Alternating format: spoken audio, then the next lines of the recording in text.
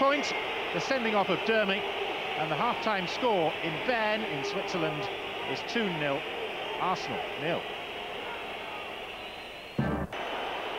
Robert Pires. Time ebbing away in the... Also, did Arsenal deserve to win that match? I think we've done enough. You know, we played good football, got in their half. They had a couple of disallowed goals. Well, one disallowed goal anyway, but I think we've done enough to win the game anyway.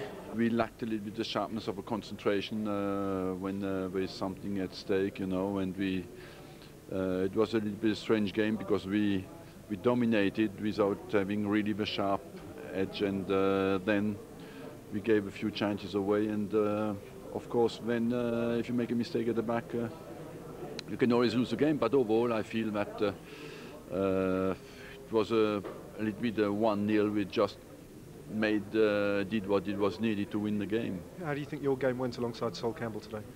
It was good to get a game again and to be with Sol and to get a clean sheet. It was very important for us, and important that we won the game and we kept a clean sheet. Yeah, that's it. I guess job done, and after all, I suppose it's 5 wins out of 5 in the Champions League. Well, yes, before the game it's very difficult to get your right focus, and I feel we had the focus as long as we were 11 against 11, but we did the job. We have 1 hour 5 games, you cannot ask much more. Arsenal go looking for a 13th consecutive home win today as they take on a side they beat at regular intervals last season, Blackburn Rovers, twice in the league and also in the FA Cup. Sol Campbell missed that semi-final victory due to injury. Of course, he would miss the final too. But he is fit again now and a certain starter at Highbury today. He's been talking to Dickie Davis. How's it been for you the last 12 months? Has it been a tough time for you between injuries and then missing out the cup final and then the recent England-Argentina game? Well, it's last season was last season. I'm not going to try to say that it wasn't easy. It was a difficult season for me. This season now I'm fitter. I'm more together in the sense that my body and things like that is working right, and I've only had a couple of blips, which I can handle anyway. And yeah, missing out. I got back into the team and I got injured, so I think that probably knocked me back a little bit. But I think the main thing is I'm just going to look after Arsenal and then see what happens as the months go on. I just wonder how frustrating it is though when you've been such a regular for England and for Arsenal, and then you lose your place, because they say at times like that we find out what you're made of when you say, okay, I'm going to bounce back from this.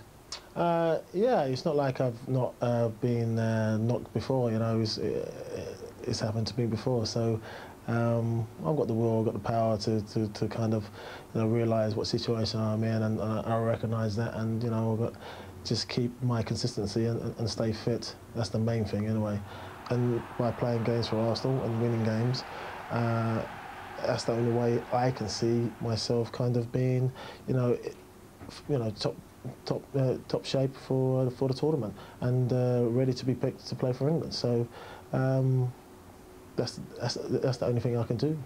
You don't put any more pressure on yourself to think, oh, the World Cup final's end of the season, must stay fit, must play well. No, you just got to go out there and play your game, and there's going to be twists and turns as the season goes on, and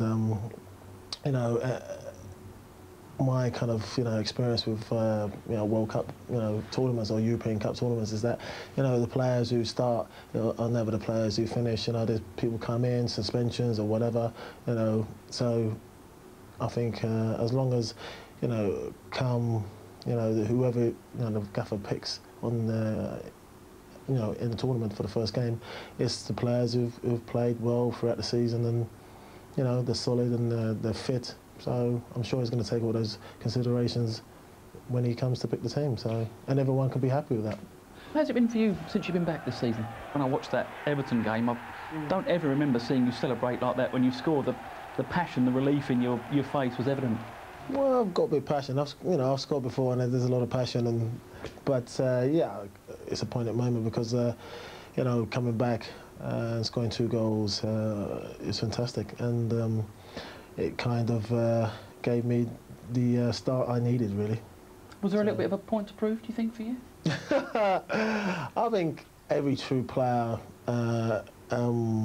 proper player anyway, you know, every time they go out, they want to play, you know, a good game and not prove people wrong, but just you know, go out there and make a good account of themselves. So. How would you assess Arsenal's season so far? Because in the league you've stuttered a little bit, yet in the Champions League, Arsenal looked a lot more comfortable than they had in previous seasons. Yeah, can't put my finger on it. And yeah, I think in the beginning of the season, the games in the domestic, you know, situation wasn't really up to standard. It was like a little bit inconsistent. Now we're putting games together, which is much better for us and giving us confidence. And then with the Champions League, you know, I'm not going to even talk about it. I'm just going to let it just keep it rolling and just say, I'm not going to say, right, this is happening, we're doing something different. Just let it happen. Sol Campbell talking with Dickie Davis. In fairness, Charlie, the last few months have been a bit of a test of character for Sol, haven't they? They have been. I think he's come through it pretty well. I think he probably was better prepared though, Jeff, because when Arsene Wenger had a massive decision to make whether he left him out of the cup final or not, it was a big decision that for Arsene Wenger. Because I remember hearing Arsene a couple of seasons back saying, as great as Henry is and Vieira still at the time when he was at Arsenal, his most important player he thought was Sol Campbell, because he knew the reputation of defending at Arsenal was such a high standard, and it was maybe just losing its focus a little bit.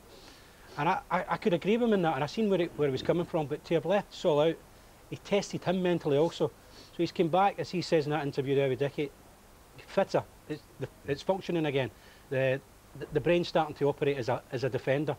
He started to score a couple of goals, which also helps, but the confidence and the fitness is there. I have to say, I was surprised that England left him out.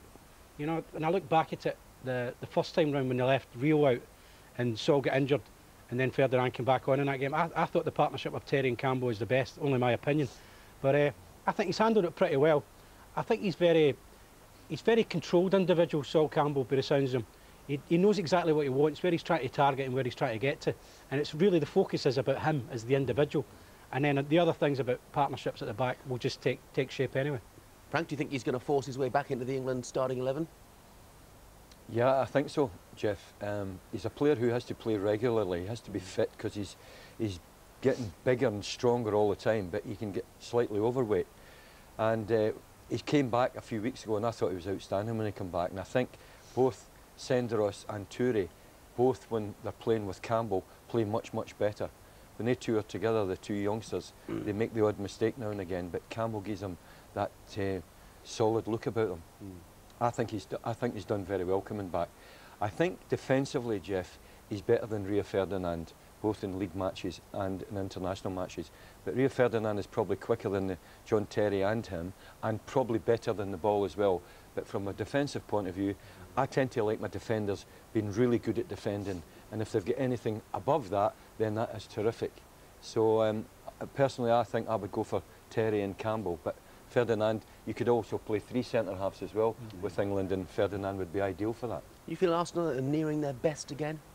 They're getting better, Jeff. I don't think they're as good as they were a couple of years ago when it went 49 games. And I think you know, losing Vieira is a massive blow to any side. And although he wasn't quite as good as he was the 2 seasons prior to that, because I think they did a test on him, and it was less running power and less tackles and less passing going to his teammates. Nevertheless, he was a massive figure, and I think you'll find out that players, you know, look up to other players, and I think a lot of the Arsenal players looked up to Vieira. But certainly in Europe, Jeff, they're playing more as a team than they have done in the past. And the game against Ajax over there, when they had a depleted team, I thought was an excellent performance. And a smashing game last week, Matt, of course, against Wigan. And as a fellow who scored a few decent free kicks yourself, I would imagine you enjoyed Thierry Henry's free kick, and maybe his reaction afterwards as well to Graham Paul. I think he is one. I mean, this is a long way out to hit a ball with your side foot with a bit of bend on it. Might be thinking. The goalkeeper, I don't think you can blame the goalkeeper, but his reaction is fantastic there. I remember, I do remember scoring a similar distance against Aston Villa. And I can't remember who the referee was, but he wouldn't get the ball back 10 yards.